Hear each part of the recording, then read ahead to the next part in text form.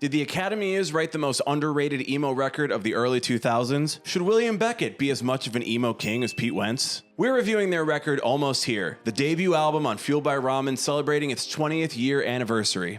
We'll talk about the history, the best tracks, and our spiciest takes. Welcome to the Emo Social Club. Let's dive in. We want to do this one because this is the 20th year anniversary of Almost Here. They are celebrating it playing Riot Fest this year. We are based in Chicago, so of course we're going to be there watching them play the album. But also we've had Adam Siska on the broadcast and we're huge fans. So yeah, big throwback for that one too. Yeah, it's going to be an unfair review, but I don't care. The Academy were formed in 2003 and obviously signed by Fueled by Ramen in 2004.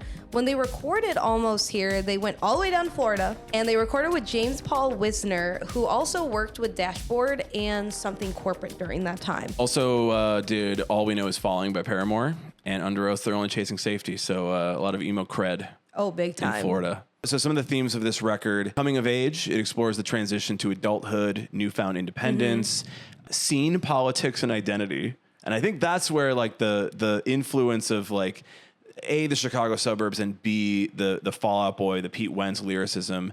There's a lot of commentary on the mid-2000s emo and pop punk scene that was coming up at the time. Obviously, they both are from the Chicago suburbs, so I know what they were talking about, and I'm like, yeah, this made sense Listen, to me. as somebody who was in the Chicago DIY scene, the music scene, 10, 15 years after the fact. Still apply. Oh, yeah. Also explores relationships, romantic entanglements in more of a poetic and metaphor-rich way, and ambition. And I thought this was an interesting theme about this record that I also think that Pete Wentz took, is like talking about being in a band.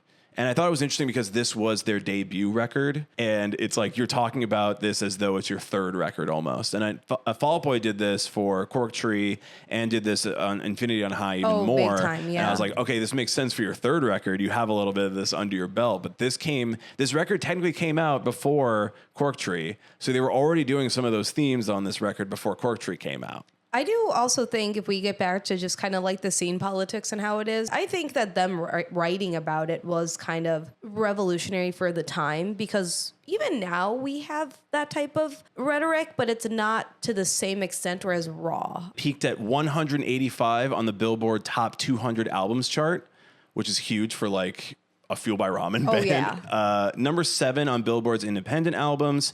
They also were one of the pioneers of online content at this time. They had what was called TAI TV, where they would do behind the scenes and tour stories and have a lot more video content for the promotion of the album. And I think that's a big thing they did at the time that no one was really doing, that basically every band has to do now. I think that is something that set them a little bit more ahead of the curve. The Academy is a band that, while I didn't listen to them until more recently in life because it was kind of before my time, I always knew that they were there, and I would see like GIFs on Tumblr.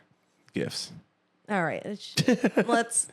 We're and that's all we were going to pay attention to. This is it. I remember that type of content just being more funsies, not usually used for marketing. But I think they used it in such a strategic way that it made them stand out more. The distinctive things about the Academy's sound is William Beckett's vocals. When I originally listened to them, I didn't necessarily love the vocal stylings compared to like a lot of the other more high-pitched vocals, I think. Like, I think emo has a sort of tendency to lean into, like, higher, more, like, you know, sits above the mix. And William Beckett's is more, like, mid-range. Not to say that it's, you know, not good. It's just that it wasn't sounding right to me at the time. And it's funny because he talks about that in the lyrics. Like, this is the voice that I was given and how it was being reviewed and how people were like, I don't like it. And, like, he's like, well, whatever, that's my identifying characteristic. And I think just like that sort of confidence about it was, now looking back, I'm like, yeah, that brings me around to it. Like, I kind of like it more because you're just like, I'm different than everybody else, and that's cool. It kind of blends almost this,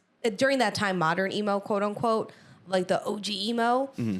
But also, you could still hear in some parts, not necessarily actual vocal strain from William Beckett, but you could tell, I feel he's putting everything into certain parts.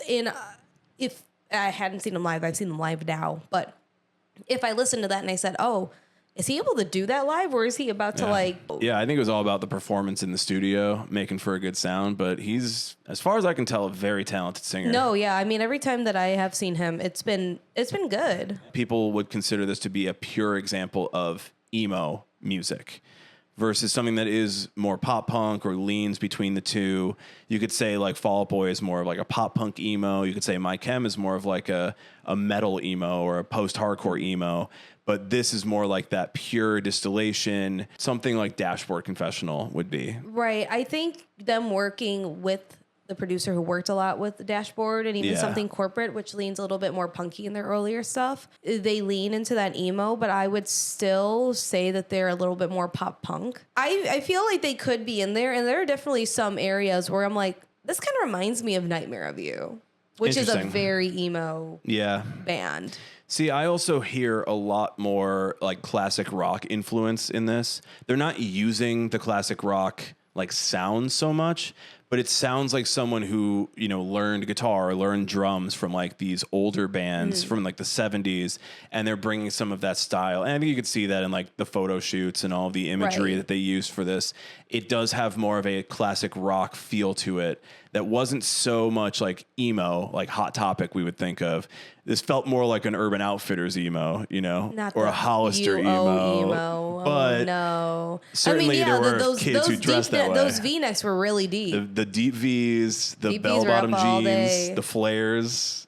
Like that was a style that they took from, you know, that thing, and all of a sudden everybody started to dress that way. If the Academy has came out as like a new band during like Tumblr era, they would have been in that like big indie. Oh yeah. See, they would have demolished that. Almost Here is regarded as a quintessential mid-2000s emo and pop punk album. Helped define Chicago's contribution to the scene, which I guess that's also Fall Out Boy. Rise Against too. I think emo-wise, you know, we have that Chicago punk sound that a lot of the bands that like did Warped Tour are also associated with. But I do think there's a clear divide between a Rise Against and a Academy is, even if it was around the same time. There's a clear delineation of that Chicago sound. And I do think that Fall Out Boy didn't really define the Chicago sound of emo as much as they were defining overall the sound of emo. And then as soon as Fall Out Boy could move to California, they were like, I'm out of Chicago, bro. Yeah, they were gone. I don't want to see the winter again. And they said, were gone. I'm a Lake Effect kid inside only. Yeah, I know. I want that California writing when they played Wrigley Field and they wrote an entire EP dedicated to them how much they still love from Chicago. It's like, bro, okay, but like you live in LA, so like I don't care. Well, I mean, at the time, Patrick Stump did own one home in Illinois. Yeah, owned. Lived in, who knows? Is Patrick Stump a landlord? Here's some other records that also came out in that same year to compare it to. So Fall Out Boys from Under the Cork Tree came out later on that year in 2005, which I think also was one of the reasons this record also got pretty popular. Obviously, it made it on the Billboard charts on its own merit, but I do think the fact that From Under the Cork Tree came out and had a lot of like the Fueled by Ramen cinematic universe association, it helped boost all ships. An album I've never listened to, Acceptance, Phantoms. Oh, a long time ago. Panic at the Disco's Fever You Can't Sweat Out also came out this year. Sense. Obviously, this album was gigantic. The Academy took Panic at the Disco out on tour, and by the end of the tour, Panic at the Disco was headlining the tour because they just swapped it around. Yeah, they become way too big. And Motion City Soundtrack's Commit This to Memory also came out in 2005. So this would be another like similar genre-wise. In that same vein. But I do think it's, you know, Motion City sits weird for me in like the emo scene. Like I know it's an emo record, and I know it's inspired by a lot of emo music that came beforehand, but the sound of it doesn't feel the same as the Academy is or Fall Out Boy, obviously. But I mean, we reviewed Commit This to Memory, and I love that record. Maybe lyrically, this was an inspiring thing for a lot of these bands because a lot of the lyrics are very good on that record. So maybe that was an inspiration. Maybe. Or the Mark Hoppus of it all.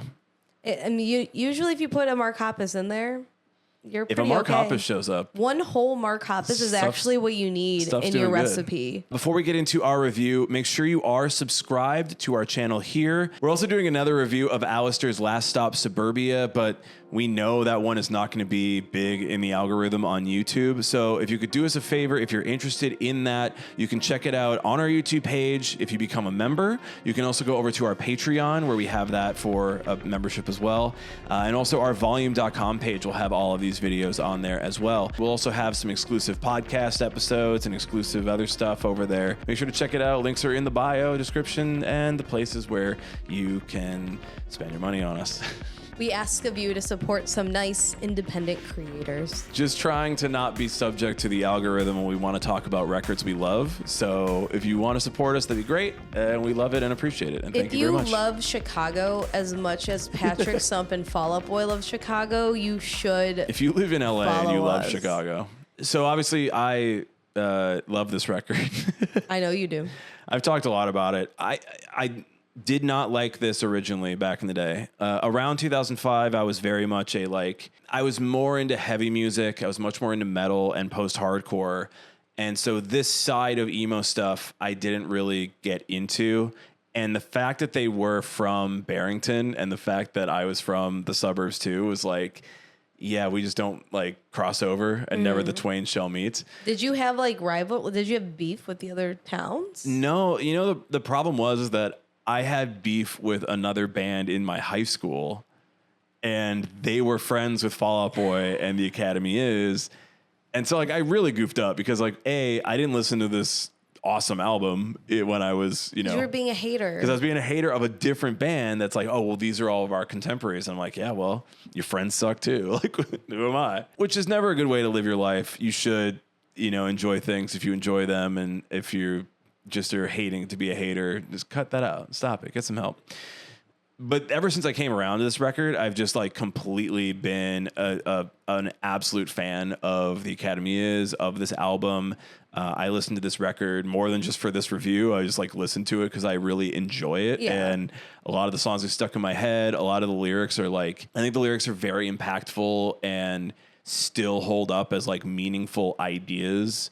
And they aren't so specific to William Beckett. They're also not vague to where you're I don't know what this is about. I don't know who this is for. It's just you're telling me a story. I don't get it. Whatever. It's no, this actually still applies to today. I think a lot of the lyrics are very just quality lyrics. I don't know. Yeah, no, re-listening to this, it's very much structured in a storytelling way. Yes. There is actually a concrete story in each and every single song. Maybe they don't always blend together fully for the whole album, but you know what they're talking about, and maybe you can relate to it because they do talk a lot about, again, like you said earlier, acceptance and also relationships. Mm-hmm. And if you were, a teen during this time or a young adult, that's absolutely what you're kind of dealing with and grappling with. So you can definitely latch onto any of this. Adam Siska has also said this was potentially a concept record. I don't think they've ever really come out and said this is a story or this is, what this record is conceptualizing. But he has mentioned that when they were writing it, that it was somewhat conceptual in the formatting and the way the songs all move through one another. I don't get it yet. Still, he hasn't explained it to me, but that's what he told me. This is where we come up with our theories about what is the concept. I mean, I don't know. Maybe it is just a coming of age and growing up and getting out of high school and having to go and live your dream and be in this new career path. And I feel like you could even put it as just an anonymous person and you can just put yourself into it. A whole OP type of story. If you're writing fan fiction, you put it in there and then that's you and then you're living no? All right. That's just just you, yeah. Wow. Yeah. Who else wrote fan fiction? Is every concept record by a band just fanfic? Is the Black Parade just a fanfic record? Oh my God. Bro, there's a theory don't there. even. There's a theory there. As someone who didn't really listen to the Academy Is up until really recently, honestly, it was just a band that was always just there. I never really listened to it. This was more of my friends' older siblings' bands. And it never really did much for me. And then when I started listening to them a little bit more and hearing more of the normal singles that we'll hear every now and again, it was like, okay, these are like boppy, these are fun. These do have that like kind of emo twinge that like kind of hits you in your like in your feels, especially with this album, because this is actually my first time really listening to this album in full. I really only listened to Fast Times. Mm-hmm.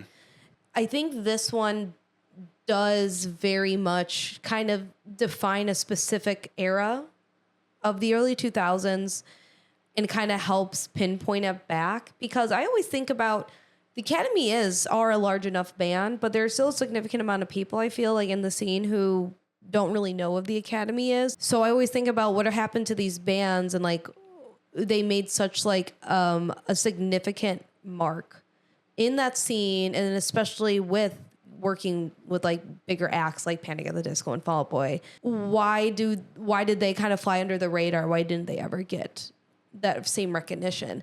And that's kind of how I feel about this album, because this isn't an album I also see on any, granted, generic like best emo albums of all time list. I know, and I honestly think it should be.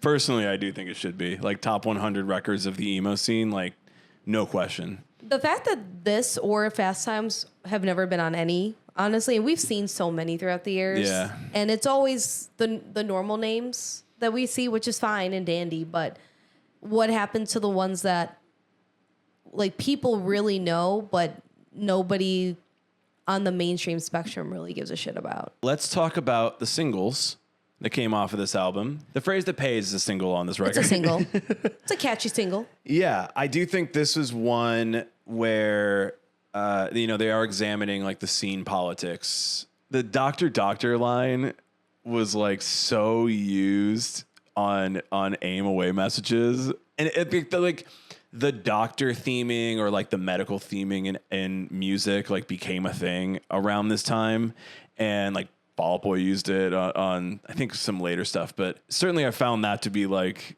what doctor are you talking about? Like, which doctor is this, my guy? Yeah. How sick are you? How sick are you? How sick are you, bro? This was one of like my more like early introductions to them, outside of this album. Just like, it was on MTV. Like I had seen it on TV. So I thought it was a fine video. I thought it was it had like one of the girls from the OC in it, I think, as like the doctor, and it kept interrupting. This is one of those with Story, Oh, like, yeah, the ones that you love so much. Brian loves Story. I hate a story that interrupts the song. Like, do the story before and after. Don't interrupt the song with it. What are you, 30 Seconds to Mars? This is honestly probably the single I revisit the least on this record. This Phrase That Pays. I visit Checkmarks way more. Okay. I think Checkmarks is a better single, but my favorite single is Slow Down.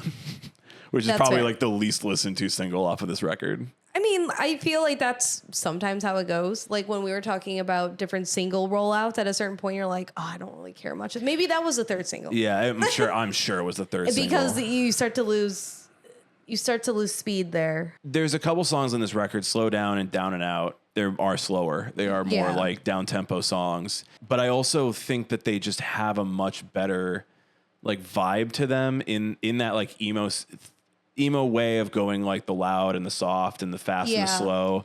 I would argue that and Down and Out show a little bit more of their dynamics as musicians as well, because you are kind of incorporating that OG emo sound. Yes. So, but you're blending it together with a little bit more of that like poppy vibe in essence. Yeah. How do you feel about these singles?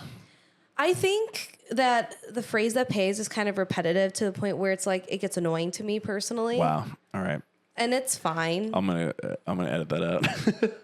Wow. I mean, I think it's fine. I'm not gonna be mad if it's on. I'm gonna be like, okay, like we can move on to something else here. Yeah. I mean, I think I do like Checkmarks. That is one that does really heavily remind me of like Nightmare Review lyrics. Yeah. And that's where I like that kind of OG emo sound in that way. So it kind of brought me in a little bit.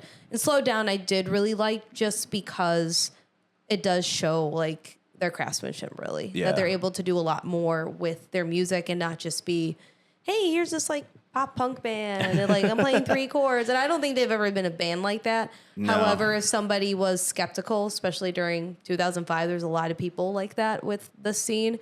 You can say, no, like we know our shit. We can do this. The lyrics, Hollywood Hills and Suburban Thrills, just, I like that. No, yeah, that's... So it always feels good to hear that song and like sing those words. And I don't know, that song just always makes me feel good. Whereas like Phrase That Pays, I'm like, yeah, okay. And like, you want the loud, you want the faster, the more like emo pop punk scene songs, and that's like Phrase That Pays and Checkmarks.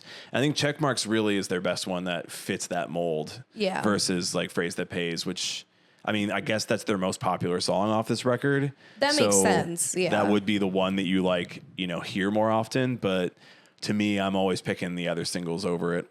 When I was like doing some research for this and I saw that was like one of the main, I'm like, that makes sense, but I don't like it. Yeah.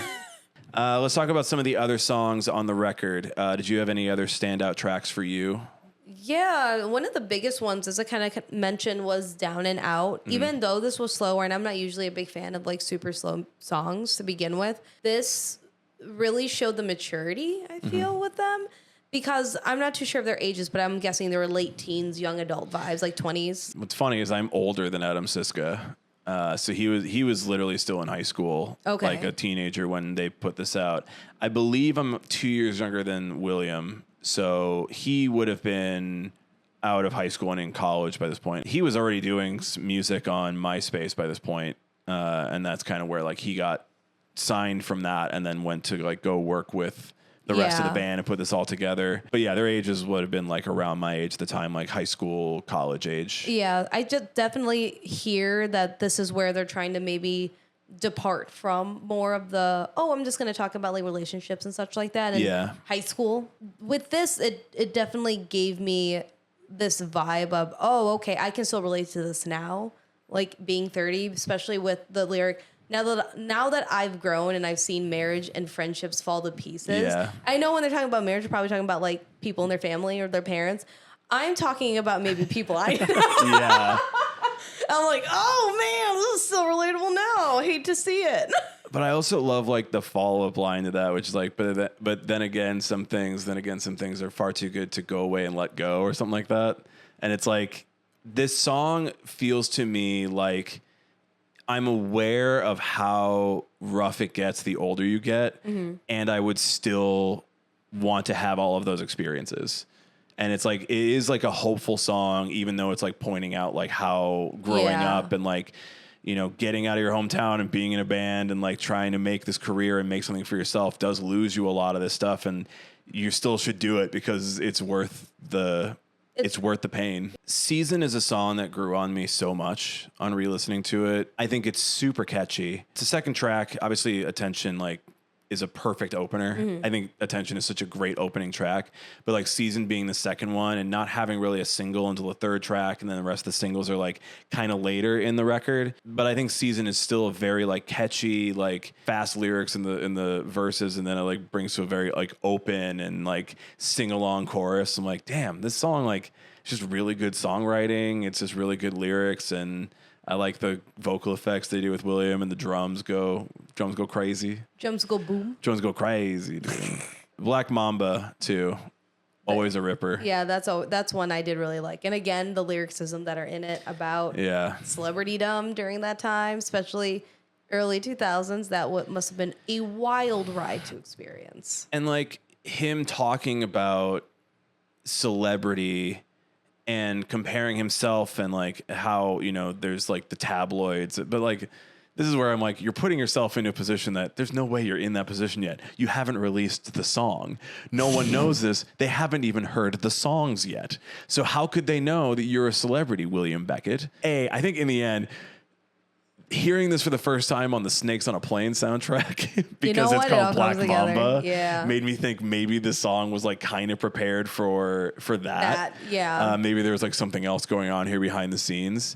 I do think that it's a ripper and a rager, and I think that he had to kind of be snarky and a little bit of that like punk edge to it to make this song what it is. Yeah. So if it's like, hey, I don't really know what I'm talking about here, but I wanted to write some stuff that's like, hey, fuck you, buddy. Like, hey, I'm a little it's like he had to do it. Yeah, William Beckett was a rough and tumble. In my deep V-neck shirt. Yeah. What are William you gonna do? Beckett, 6'4", rough and tumble little guy. And as I've said many times, it's really hard out here for tall guys with good hair. So maybe he was just writing it like, I know you're going to say. Black Mamba is I'm just going to let you all know right now. I know that I'm tall. I know my hair's great. And I know I have a very interesting voice. And I know you're going to have a problem with it. So I'm letting you know right now. And here's your song, Black Mamba. Is that what you tell yourself? That's what William Beckett. This is not about me. I feel like there's a little bit of projection. This is about William Beckett. I don't think I'm William Beckett. Allegedly. I don't think I'm William Beckett. I think we share problems, but I don't think I'm him. I don't know if William Beckett necessarily has the same problems that you do. I think this band would have been huge if William Beckett were 5'6", and I didn't know that emo bands had a height requirement. check the heights, check the average height. There's like 2 men in the world that are like over 6 foot and in successful emo bands. Name them. Singers, I should say. Name The them. 2 people I know are William Beckett and Travie McCoy. Travie McCoy is a tall man. Travie was 6'5". So these are tall men who are in, but they're not the biggest. Who's the biggest? Gerard Way, 5'10". Is he 5'10"? I don't know. I'll say it. We can Google real quick. I would rather just guess and hope for it to be wrong or right. Somebody has like some weird. No, he's 5'9". You were close. Dude, he's shorter than I thought. I Mikey gave him Wade 2 is inches. 5'10". I gave him 2 inches. Ray Toro man. 6'1". Yeah. The shortest? Frank Iero, We know who the 5'6". shortest is. When I But stood next to him, and I'm 5'1.5", I'm like, Yeah. we're too close in height, man. Disgusting. We're too close. Disgusting. Get Very taller. nice man. Very Grow nice up. man. But singers, it's only singers, and it's when you're too tall as a singer, your band is less successful. There needs to be a study on this. The study is I made it up right now. I do think the closer Almost Here is so different than everything else on the record. First of all, I like the song a lot. I think that there's a lot of very good stuff in it that they do, and I like the song. I do feel like it's very different from everything else on the record, just from like the chords that are used, like the sounds of the guitars. There is like a vocal pattern that William uses where he's a little bit more like rhythmic with it. Then there's like the fact that it's only like 2 choruses, and then it goes to like this outro with the hey now we're almost home at the end, at the outro, which made me feel like this was like almost like a Taking Back Sunday vibe. That they were trying to do like a Where You Wanna Be style Taking Back Sunday song on this record. Which, I mean, I think that's cool. I love that Taking Back Sunday era, and I know that there's some inspiration of that on this. It does feel like they were trying a lot to do like dual vocals at a lot of different places, but it's just William like writing it all, so there's no real like other singer in it. Yeah, there's no way to kind of integrate it. Yeah, but it does feel like the same sort of feeling as like Taking Back Sunday doing like the dueling vocals on this, just only one guy. Just one dude. Now, here's my spicy take on it. I don't think that needed to be the ending track. I felt that it was just kind of placed there, and it didn't really do anything for me. I really feel that Down and Out was a closer. Was the closer. And because when I was listening to it, I was like, oh, this is a great outro. And then they're like, nope, here's another one. I said, oh, maybe we should have moved this up somewhere.